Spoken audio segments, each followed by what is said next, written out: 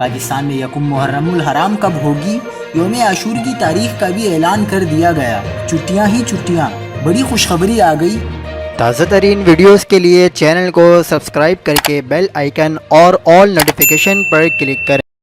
آپ کو بتاتے چلیں کہ پاکستان اور انڈیا میں رویت ہلال کمیٹیوں کے اجلاس جمعہ 29 جولائی یعنی 29 ذی الحجہ کو طلب کر لیے گئے ہیں۔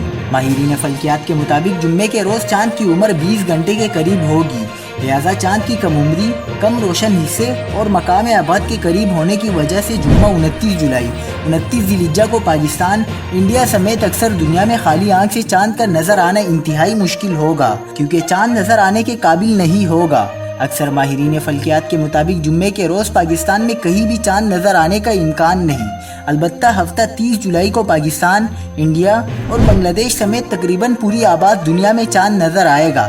یوم 31 جولائی 2022 اتوار کو یکم محرم ہوگی۔ اگر ایسا ہوا تو 10 محرم یعنی یوم عاشور 9 اگست منگل کو ہوگا۔